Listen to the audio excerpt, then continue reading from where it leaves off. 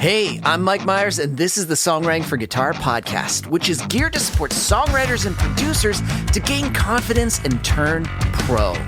I bring on industry experts to help you improve and monetize your skills, engage better in the writing process, and build healthy habits to create a sustainable career that you love. Caffeinated, inspirational, conversational.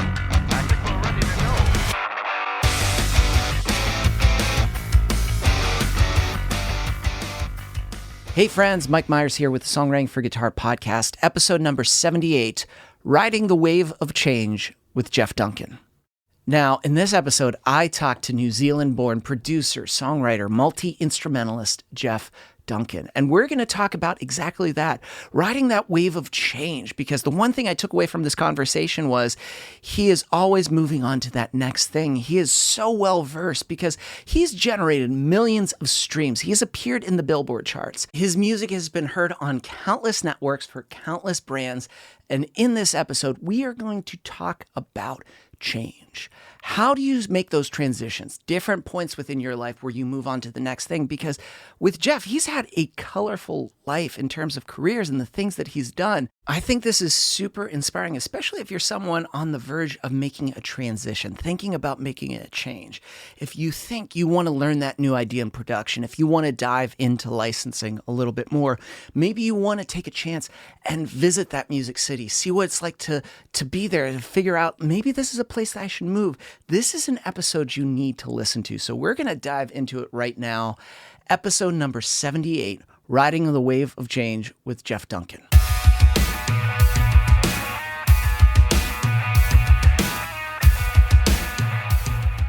Oh man, Geoff, I'm super pumped to have you here because, I came in a recommendation, then it was cool to just kind of like do a little digging. And then when we were talking, you were like, I'm in Nashville. And I'm like, where? And then you told me, I was like, that's by me. It's just so funny how it's a vast world. There's lots of people, but it's amazing how sometimes you're like really close to people you don't even realize. Yeah, totally. I mean, you can't get away with anything, put it that way. You know what I mean? No, you can't. You can't get away with shit. But, we're not here about getting away with stuff. We're talking about, you've just got a very cool background, and your story to me, because you're originally from New Zealand. That's right. And then, even in your background, in one of your bios, it's like, from Australia to Hong Kong to China, Indonesia, Canada, Sweden, all the way to Nashville. I mean, can we talk about some of the in between? So you're raised, originally from, New Zealand, but was traveling kind of a big thing in music? Is it not necessarily a big thing within New Zealand? Well, I mean, I think a lot of people are into music, and there's a lot of great music made in New Zealand. I know a lot of super talented people. I think for me, I was trying to do stuff that was harder to do in New Zealand. You know what I mean? Like straight pop music, which now I think you can do it from anywhere. As we're seeing, there's so many cool pop music makers from New Zealand, but it was definitely harder to do that, unless you wanted to play on jingles, like get down to the pizza shop, and I was like, I don't know if I want to do that. You know what I mean? Yeah. Like I want to make songs that people hear that go on the radio or whatever. But I mean, I kind of got my start in high school bands, and played bass and sang in a band, and and then toured in a Christian band just around schools and stuff, and just had a lot of gigs on the road kind of period of my life. And it was during that I actually met Paul Mabry, who, we talked about that sound and the drum sample stuff. And so him and I met in 1992. So, I mean, a while ago now, so we've been friends for a long time. And then late 90s, I moved to China and played guitar for the Hard Rock Cafe in Guangzhou in southern China, So I had friends who were doing that gig, and they were like, oh, this guy's leaving, would you want to do it? And I was like, yeah, that sounds awesome. Okay, you got to learn these 500 songs and all these dance moves, and and I basically rehearsed with the band like 1 or 2 days before I went to China to play. I played on New Year's Eve, was my first show in Guangzhou at the Hard Rock, so like probably the biggest night of the year. And so I'm walking on stage vaguely knowing the songs, I can't imagine, one thing playing, but then being like, shit, what's the dance move again here? What do I have to do? Like laugh? I mean, I don't know if you've ever seen me dance. You haven't, but like, yeah, I felt bad for the people of China, you know what I mean, to have to watch that.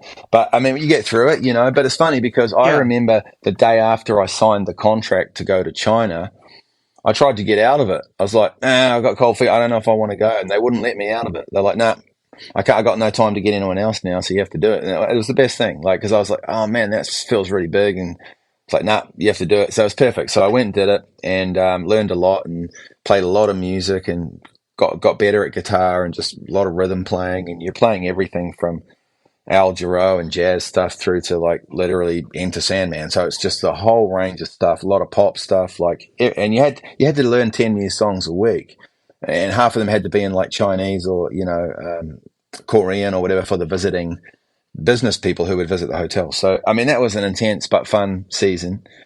And then I did it again in Indonesia working for Shangri-La Hotel too. So it was kind of like I lived in a pool bar and just had an epic tan and played music. It was kind of awesome.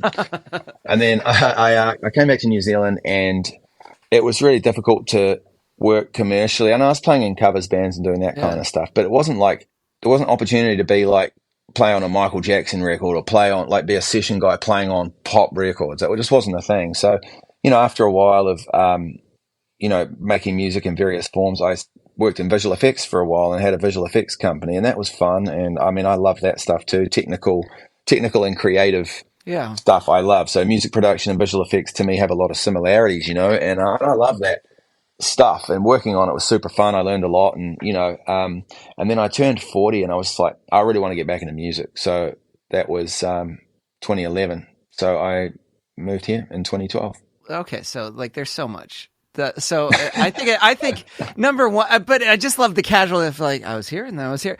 But it's interesting how you committed to playing guitar and you were like, I need to get out of this.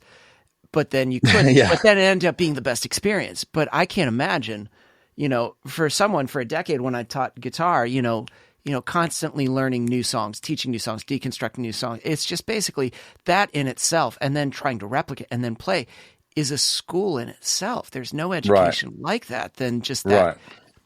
To me, because you're deconstructing the process, but you're listening to all of it. So it's like you're absorbing so much. You were the pre-Spotify. You were essentially Spotify before Spotify, because you had to know all these different styles and different things. Yeah. And, from a guitar player perspective, you do get good at that process. Like I used to be able to learn the whole set by sitting by the pool with my cassette Walkman, and the band leader, Pat, would distribute the tapes with all the 10 songs for the week, and we'd all just have to learn them. And I'd just sit by the pool and listen to them, and I'd be like, I don't know what key it's in, but I'll just use numbers, and I could just remember it and play it. And then I would go to the rehearsal, and we used to finish the show at like 2 a.m., wait till the bar cleared out at 3 a.m. So we'd have a drink or get some food or whatever. And then we'd rehearse till like 5 or 6 in the morning because the venue is soundproof. So you can rehearse and not disturb the guests in the hotel. But, and so we would rehearse the stuff, and I'd be like, just on it. You know what I mean? Not because I'm so good. It's just more like you get into that muscle of being like, I just know the sections. You sort of make little Lego pieces in your mind for the song. If I know the chords for the verse, I know the chords for the pre, and then you make other Lego that says intro, verse, pre, chorus, post. I mean, and you just have that. And so once you know it, you know it. You know what I mean? So yeah, it's a fun process, and that's pretty cool.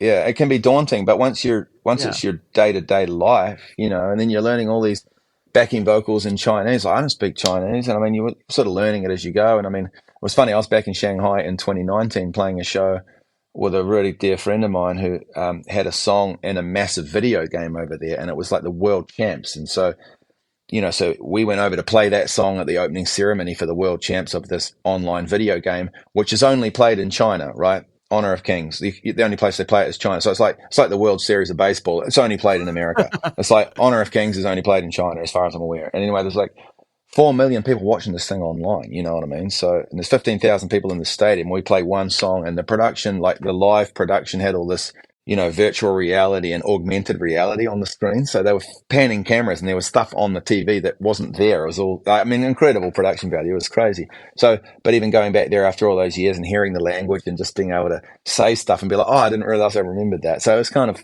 fascinating to go back, But yeah, so the process of the guitar stuff, and, I learned Broadway by George Benson in the middle of the show by watching the bass player's fingers and trying to keep up. You know what I mean? Because I'd never heard that song, ding, ding, ding, ding, ding. And then he's like nodding his head to the right, which I'm assuming means we're modulating. And so he goes up a half there, ding, ding. And so you're just watching it in real time. And I was playing songs which I'd never heard that might have been some piano ballad, and they would be like, it's in B minor, there's a solo, I'll kick you when you play a solo, just be like Steve Lukather, they play a melodic solo with lots of chorus, and sweet, okay, so we're playing this thing, I'm just bubbling along with a clean little sound, then he kicks me and I just play a big melodic solo, I'm just going for it, I don't know how the solo goes, and then we're back out into you just make it up, and it's just like, just look like you know what you're doing, and off you go. And I must have played Hotel California like, I don't know, 500 times. You know what I mean? It's like... Just that idea of that, okay, hey, we're going to give you the nod when to go, and then you got to play this thing, or it's just like, I have to watch this change, and we're doing this. So it's a lot of that visualization, that feel. So it makes sense that then when you got home, you were like, oh, cool, I'm going to start this company mixing of visuals and sound, because you were already... I feel like when you're listening to music, there's like a visualization to it as well. Because you said, you're thinking about chord progressions, number progressions. So even though you may not know the key, you're like, I think it's a 1, 4, 5, and then we're at a 6. I think that's a 3. It makes sense that suddenly you then transition to this, and then transition into licensing, which is all about just like, hey, here's the feel. Let's make it up. It's not a foreign concept to you.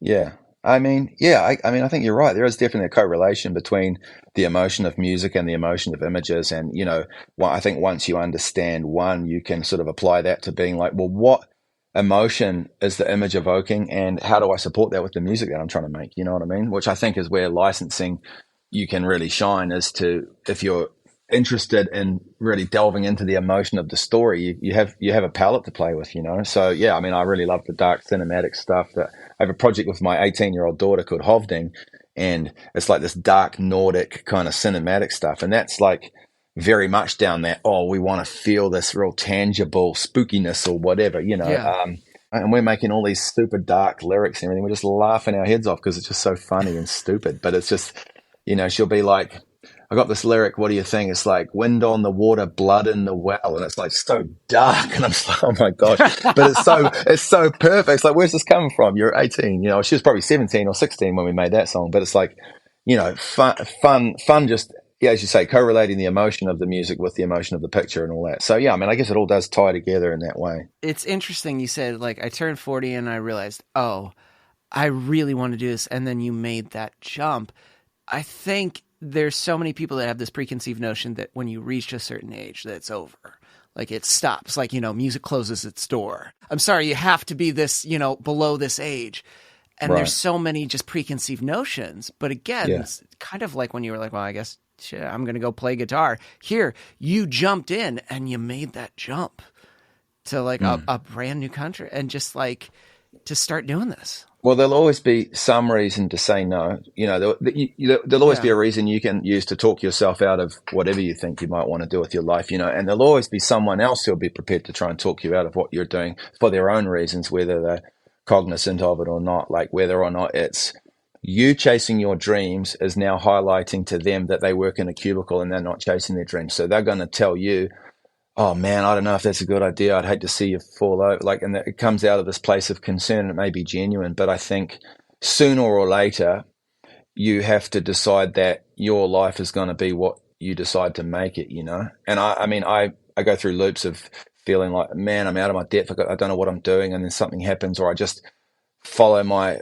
heart or my instinct and just make something that I'm like, and then that's the thing that works. And I'm like, cool, I'll follow that, And I mean, it's not like, I don't want to sound like, oh man, this is the answer. It's like, no, but I think that you will not find the answer without exhibiting some courage and making some decisions for yourself to be like, well, I'm not prepared to stay where I am.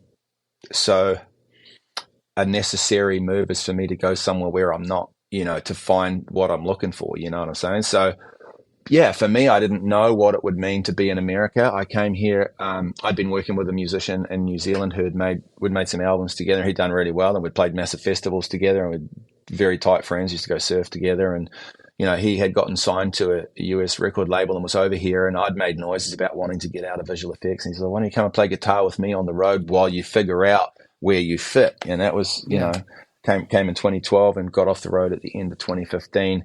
And then hit the ground running as a songwriter and producer, and obviously still playing guitar on all the stuff that I do. And, Yeah, there's no way to separate the fear of it. Like we're sort of like, you talk about making that jump and just doing it. It's like, it's not without trepidation. It's not like, oh man, I just know. I didn't have some innate belief that this was the right thing and I was going to crush it.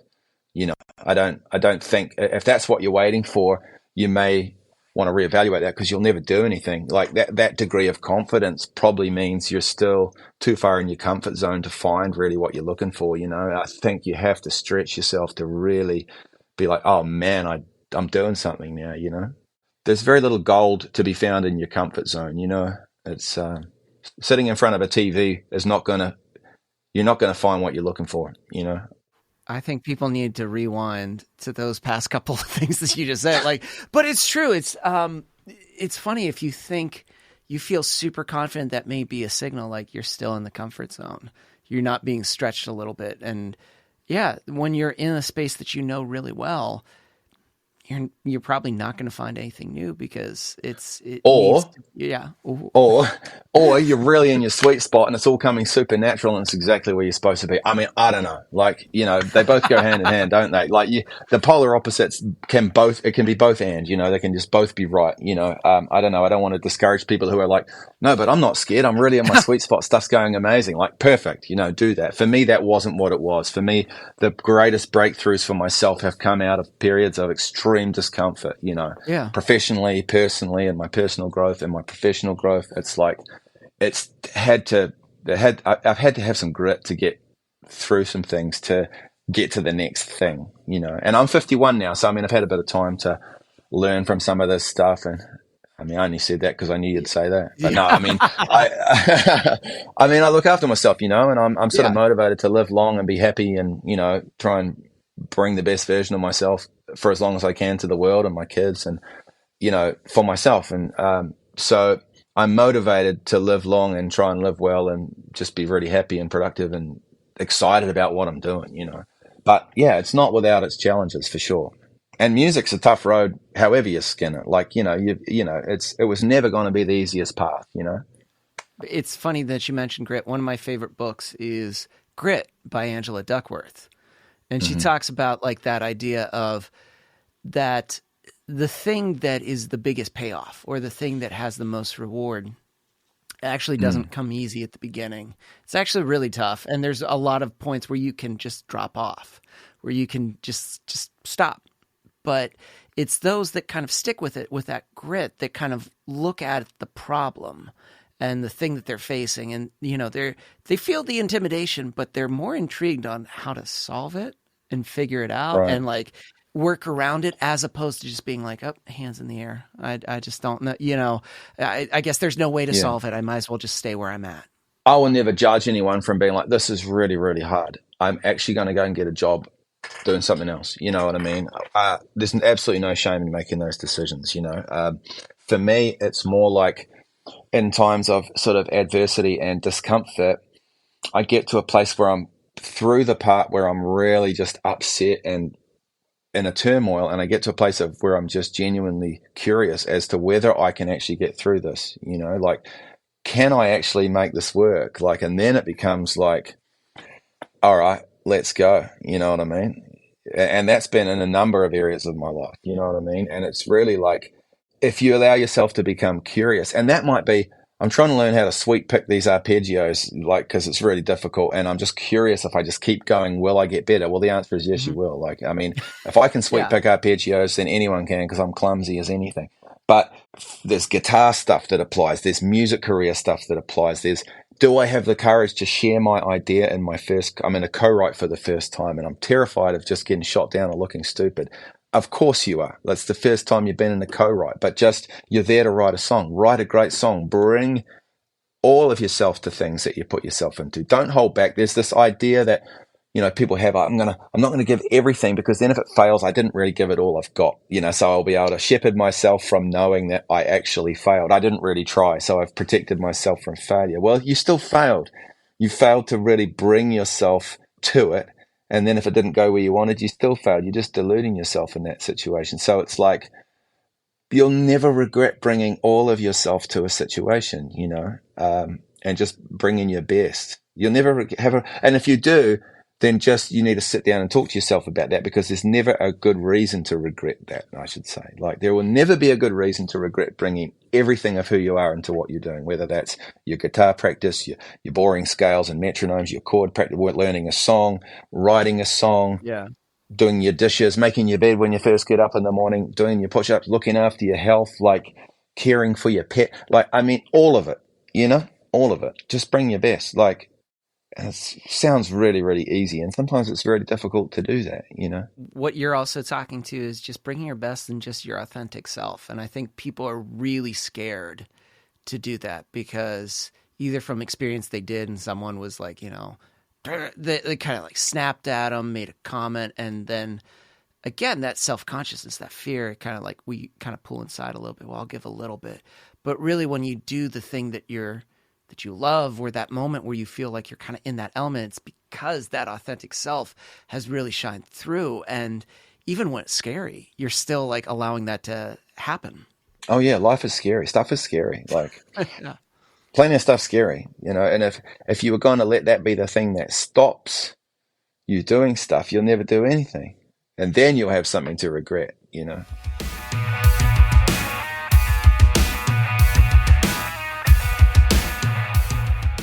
Hey, it's Mike, and I just wanted to jump in the middle of this podcast to ask you if you've been listening to this for quite a while, because here we are, episode number 78, and, you haven't left us a review on Apple Podcasts. Could you do that right now? Because that would be huge. It could just be like talking about your favorite episode, because believe me, reviews matter. We read each one, and it helps bring notoriety and awareness of our podcast and brings more exposure. So it really helps us out a ton. So if you've been listening to us for a very long time and you haven't done that yet, could you just take a moment right now? I truly do appreciate it, and I truly appreciate you continuing to listen and share this podcast. So without further ado, let's jump back in to this week's episode.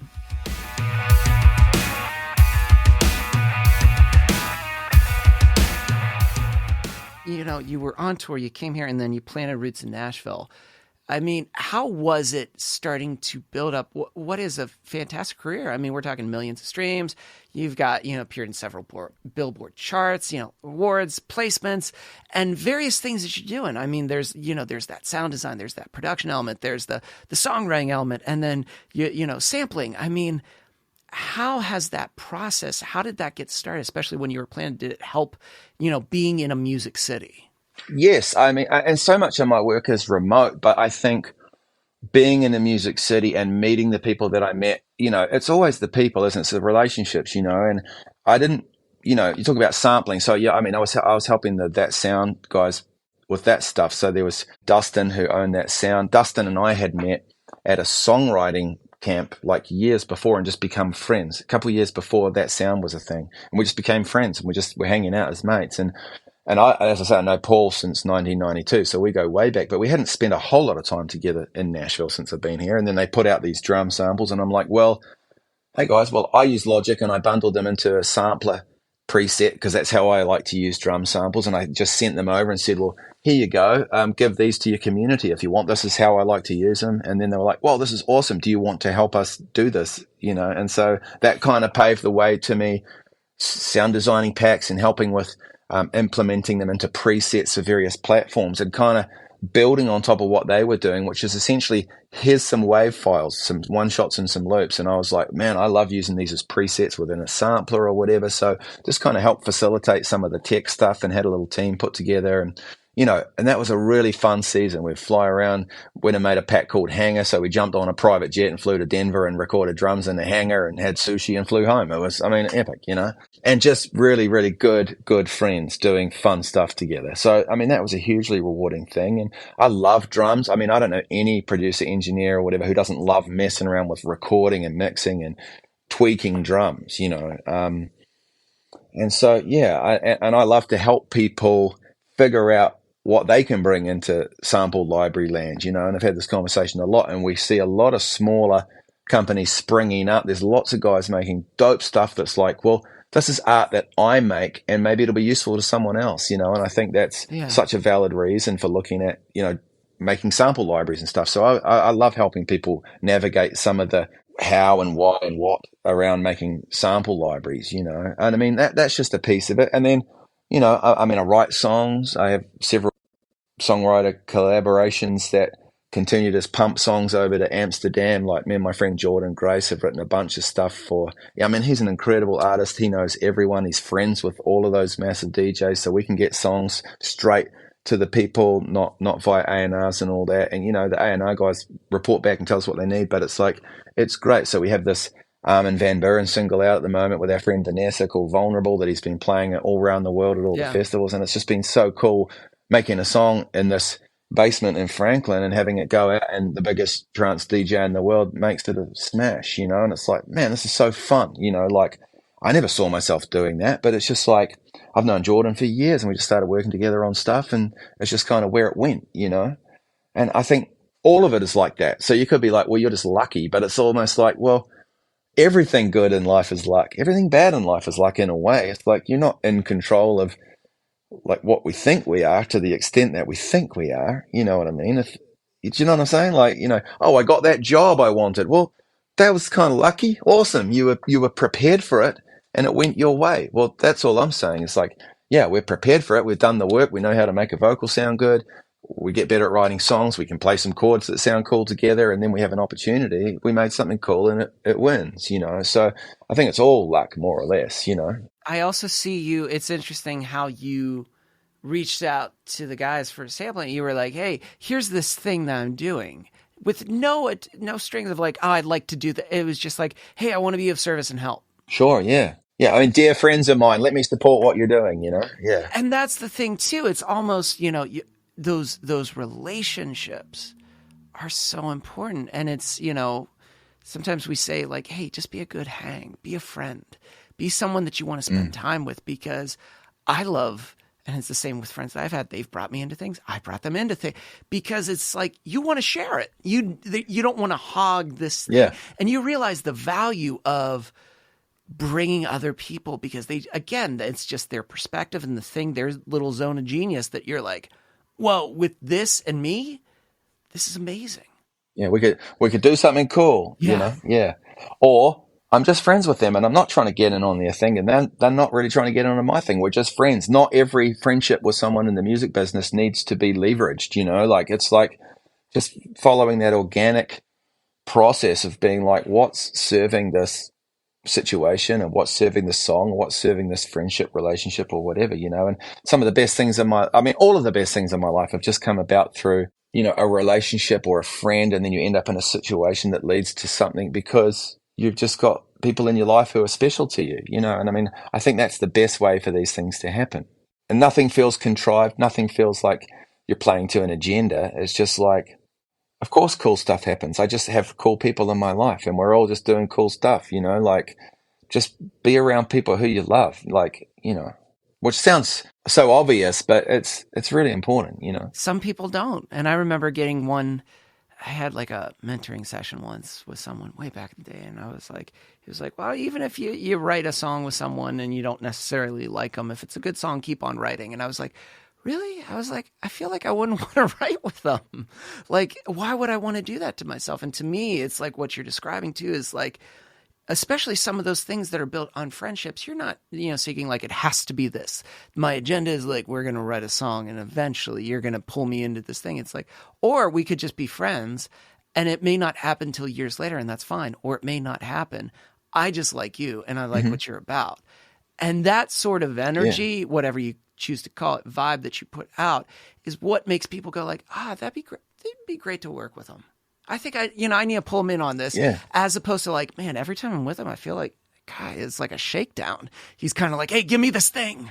Yeah, no one wants to feel like that. And then you're not even, if that's your attitude, you're probably not even really friends with the person. So, I mean, I think authenticity is really important when you're not hanging out with people for what they can get you. It's like, you just find your people and, you know, foster that friendship and collaborate where it fits and don't force it. And, you know, great things, you know, and we grow together too. Like, I mean, I listened to some songs that I made in 2010, 2011 before I came here, you know, tracks that I was working on. And I listened I mean, I moved across to the other side of the world to be a producer and write songs, right? And I played guitar for a while to facilitate that song. I listened to those things and they were horrible. Like I wasn't ready. Like, Yeah. if I'd landed in 2012 and someone said, "Oh, well, you've got a chance to work on the new Maroon 5 single," I would have shanked it. Like I wouldn't have been ready. I didn't know what I was doing. The stuff sounds terrible, Not all the ideas were terrible, but man, no idea about how to make a mix sound good, really. Like I'm not trying to be unkind to myself, but it's like you grow. And so not getting ahead of yourself, doing the work, putting in the time to be ready for what's for you. Like it's important. So yeah, I mean, I think all that stuff matters, and it's going to change the way your career unfolds if you're able to do the work, not try and take shortcuts, care for the people you're in relationship with, so that then when they meet someone, if they introduce you and it leads you somewhere, cool. But like that, you're not putting the pressure on those relationships. You're just doing great stuff, and people are attracted by that. And you're looking after yourself, and you're walking in with your head held high, and you know who you are, and you're in a good headspace, and you're taking care of your mental well-being and your emotional well-being. You're taking care of your musicality and your chops and your ideas, and you can play in the pocket, and you've done the work, across all these things, so that when you come, you have something to offer that's genuinely like, oh man, I see this guy walking in. He's got something. I want to be around that energy, because we all have something to bring. Yeah, we all do, You said that you listened to some of your songs from then, and you were like, "Oh man, they're terrible." And for some people, it'd be like, "Well, what's missing? What plugins did you get? What?" But it's like what was missing was all these experiences that got you in a position to where things got better, and like you stayed consistent with it, and you stayed consistent with all those things that you said. That naturally you fast forward, and it's like a worlds apart difference from where you were and where you are now, but you're still continuing that because then in the next 5 years you're going to look back and be like, oh, that worked, but you know what, I would probably do something different now, because you've gained all this different insight because you've allowed the process to expand and change. Right. And you evolve as a creative person too. So when I was learning guitar as a teenager, all I cared about was Paul Gilbert and Jason Becker. Like all I cared about was shredding, like ripping. I could totally shred, but I'd never played a chord in a song. Like I'd never actually played chords like a song, And I remember being like, because when I was in high school, I was playing bass. I wasn't playing guitar, and I switched to guitar after high school, and I was ripping, and it's like I remember learning a G chord, going, "Oh, that's cool," Like I could already rip, like I could just rip along with records, like totally melt your face off, and I couldn't play Wonderwall probably, you know what I mean? It's like crazy. So, I mean, I say that from the point of view, yes, I have hunted for the shortcuts, and I can shred, but I can't even play a song. You know what I mean? Like, I don't know how to be in a band. I don't know how to play funky rhythm stuff that feels good so people will dance and it feels great, So it's just the same thing with writing songs and production, like just making sure that you're well-rounded and really like figuring yourself out as a musician so you have something to offer, I'd be interested to see how has your listening transformed, because it's funny, you mentioned when you were, working in that cover band, they would hand you that tape and you'd put it in the Walkman and you'd listen. How is your listening now? Like, how has that changed or evolved a little bit when you listen to music that you're interested in, things that are just drawing you in? Great question. I mean, I listen to so much different stuff, like I love atmospheric stuff. I love Juice World. I love Post Malone. I love Skrillex, especially all that new stuff. I love Fred again. Like, man, I only came across Fred again from my friend Solly in October, and I listened to it so much that by the end of the year, my Spotify Wrapped, I was in the top 0.1% of his listeners. I was just like, it was all I was listening. I was just absolutely addicted to it. It was just such great music, But so I have a very eclectic taste, and so I can listen to Skrillex not analyzing it, just being like, this is a vibe.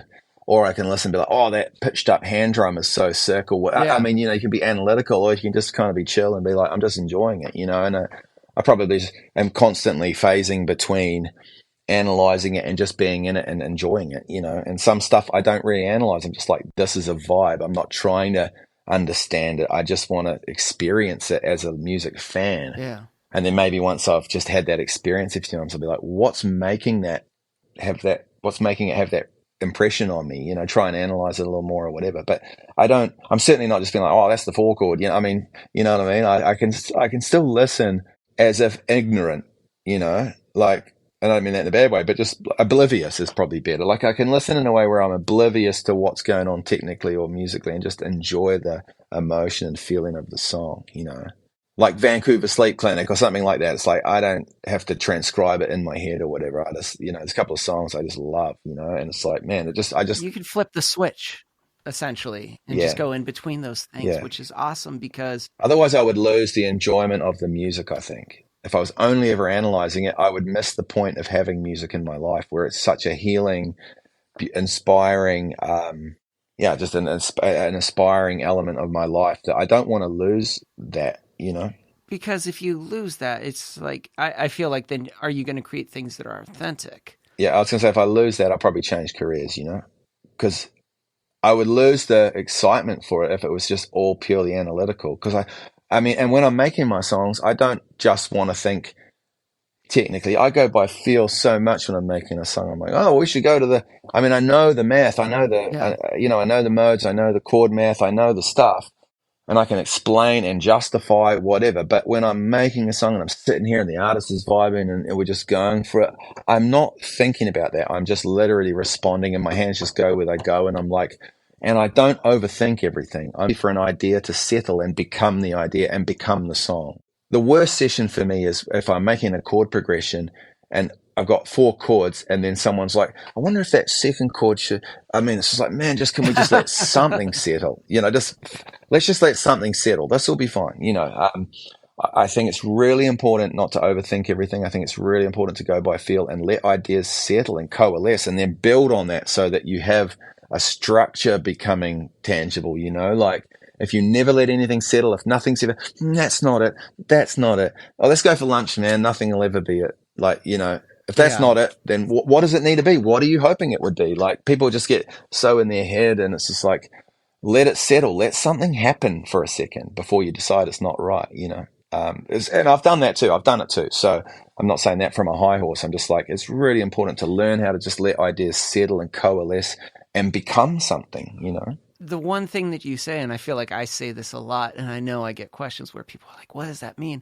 Where you said the feel. You know, I'm not necessarily, when I'm adding a sound, I'm not like, okay, from on this spectrum, here's the dB of where we need to be and we need to be under. But I'm like, I'm going to add this in because it feels really right. And let's cut this because I feel like it needs to get, like, it's a lot of these words feel, but like it works. And people are like, what does that mean? And it's like, I think it's partial. You've put in the work, but you're also allowing your instinct of where it should go. You're not kind of fighting that and being like, oh, it shouldn't go there because I should think about this. It's that fear-based kind of thinking that creates things that don't always have a very cohesive feel, but feels a little predictable, feels a little choppy, or just something feels off.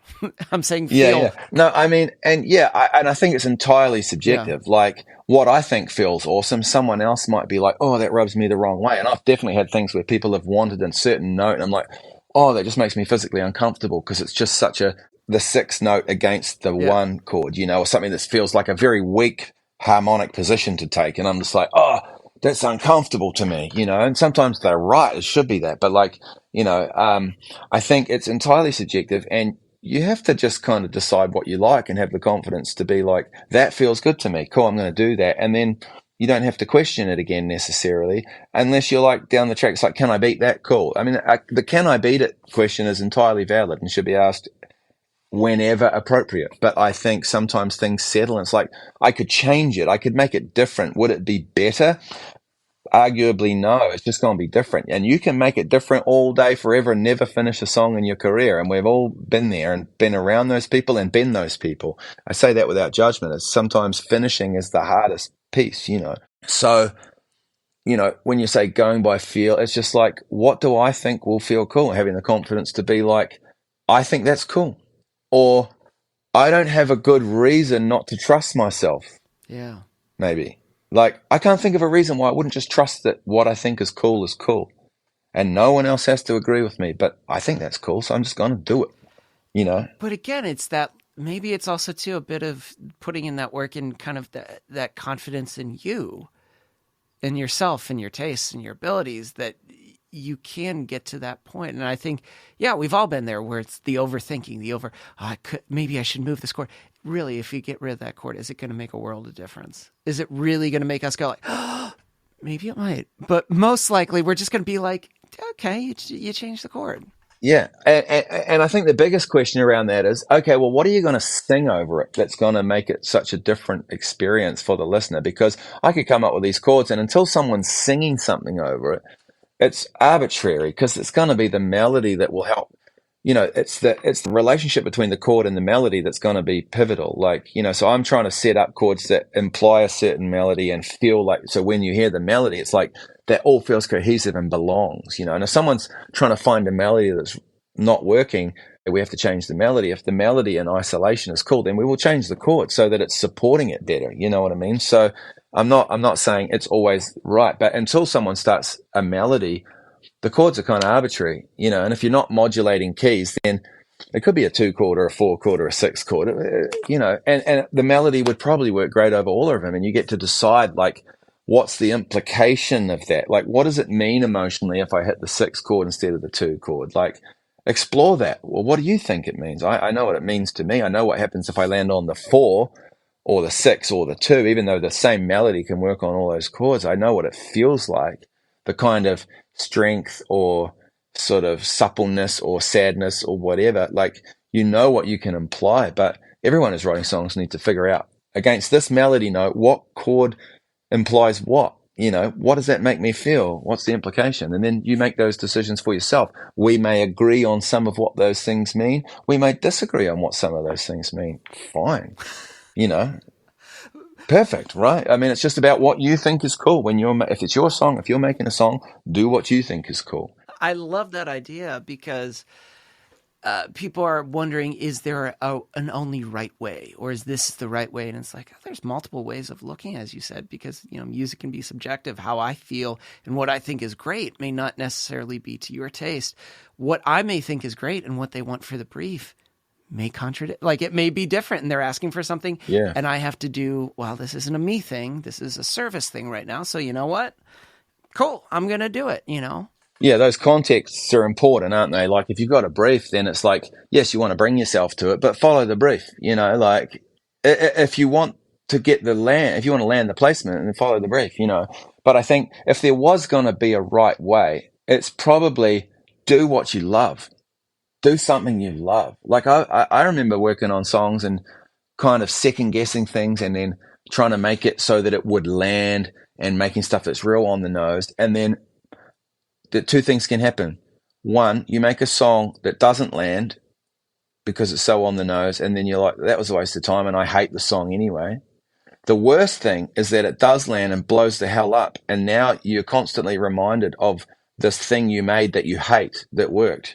And you're like, you've probably seen those bands that they never want to play their hit songs because they didn't write them, they didn't love it. It became a massive hit, and now 20 years later, they're still touring the world, and the fans will tear down the stadium if they don't play the hit song that none of the guys on stage want to play. Like, the worst thing you can do is have success with a song you don't love. I think I heard the band that did the theme to Friends. They said that. They were like, I wish we just never did it. Is that the Rembrandts or something? The Rembrandts, that they were just like... Yeah. I think they were not the first ones for consideration. I think it was the Gin Blossoms was the first ones, and they were like, no, we don't want to do this. But then we're sure. And now they're just like, man, I really kind of wish we didn't, because that's it. I mean, yeah. Careful what you wish for, So anyway, yeah, I mean, and people might be like, yeah, I'd be happy to be complaining and be the Rembrandts worth millions of dollars. It's like, I know, but like, you only care about the millions of dollars because you don't have it, but they have it and they hate their life because they have to do stuff they hate to get it. Like, it's like, I'd rather just do my own thing, like, yeah. So anyway, it's interesting for sure. But loving what you do is so important in music, because we talk about AI too, right? Like, I think that's the component that will make musicians and songwriters endure, is because AI can copy the tropes and the formulas and all that, so they can rip off all the formulaic stuff. But I was talking to an incredible songwriter today, Dennis Cook, who's a part of Songhouse, in Nashville, doing amazing stuff. And he was just talking about how those guys, and I hope it's okay that I'm sharing this story, but he was saying that the guys in the room were like fighting for the song, and they were like, no, but it feels wrong. And it felt like they were fighting for the math, and they were sitting in the studio talking about a car, and Dennis was like, I get that, but I'm sitting in the car. And I'm like, oh, dude, Yeah. he is trying to, it's an authenticity thing. And that really spoke to me. Like, he's an incredible songwriter and just a beautiful soul, and a dear friend. So, I mean, all of that stuff to say, authenticity and being unafraid. It's not about being unafraid. It's actually, okay, you might be afraid, but just do it anyway, of bringing your best self, bringing what you have to say, bringing your story, bringing your taste. Just bring all of who you are into everything you're doing. Like, that's how to make a career. That's how to make something special happen with your music, Because the AI thing, I'm not convinced can make something special. I might be wrong. I don't know. But Yeah.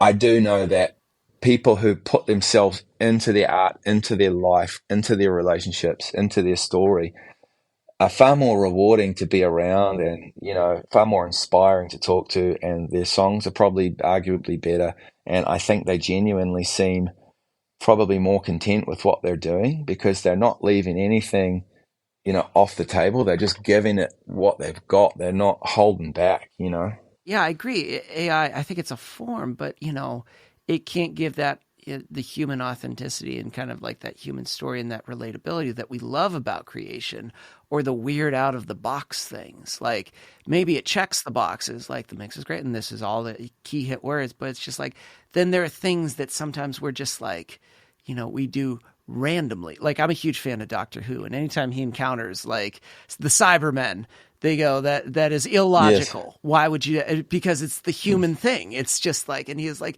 that's what's great about it. You wouldn't think about that. But I find, it's the human element. Everything that you've mentioned in your entire story about like jumping in, taking chances. This is how I pivot. That was your story.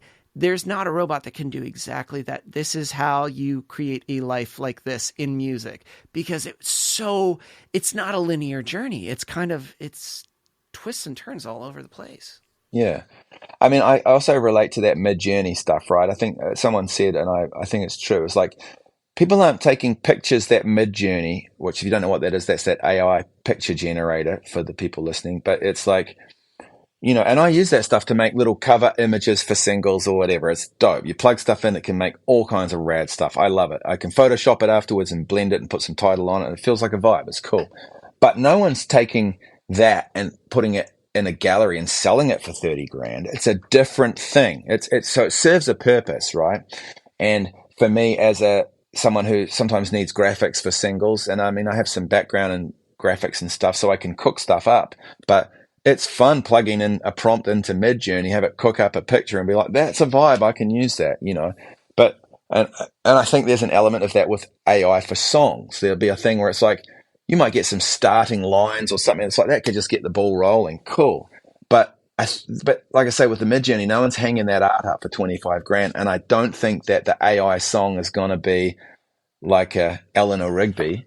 I mean, or something that's just a substantial, incredible song. It might be capable of writing something that's more pop and something that is more formulaic potentially. And I don't say that to diminish pop, but I think, Max Martin, I mean, I still think Max has written some incredible pop songs. I'm not diminishing that, but I think something that is born out of something that's a lot more analytical, and it still has a lot of heart, but I think the analytical part, I think that's probably where the AI can go and make inroads and be a creative tool.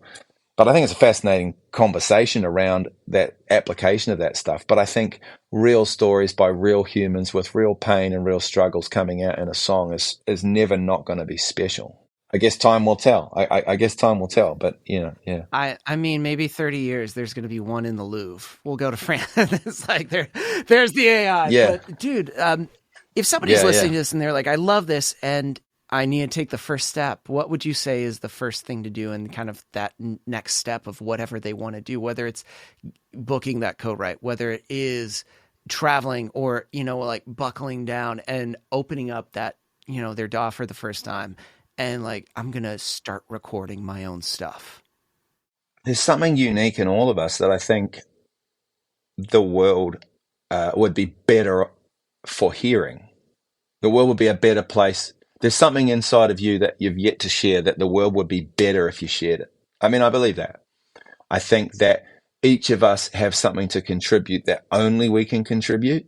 And I think for me, I really want to continue to finding out what that is and keep learning how to share and keep developing the courage to share it, because I think I can humbly offer the best of what I can do and hope that the world is slightly improved by me doing that, and my life improved too. And I think that when we all commit to that, I think we do make the world better, and I think that step can be really scary. It doesn't mean we're all going to go write some hit song. I mean, I've never done that, but I've had an amazing career of ups and downs and ins and outs and twists and turns, and it's amazing life, and I look forward to the next 50 to be like what comes next, and I think just believing that, there's something that you can find in yourself that's worth sharing, and just treating it not like I'm under pressure to make some incredible thing. Just go and be you, and have the courage to find out what that is and how to express that, and have the courage to take that first step, whatever that is. And if you're trying to be a songwriter, write a song. Start, just begin. Like, what have you possibly got to lose? Like, far out. Dude, this was awesome. Thanks for hanging, Geoff. This was such a good conversation. I feel like there's so many Instagrammable moments of like all these quotes where I'm just like, damn, that was a good one. I was trying to like write down these little minute markers. That was a good one. Oh, that was a good one. That was a good one. Thanks, man. This was awesome. Thanks for being here, man. Thank you for having me, bro. I'm really stoked with what you're doing. Empowering people to do this stuff is huge. Like, it's huge.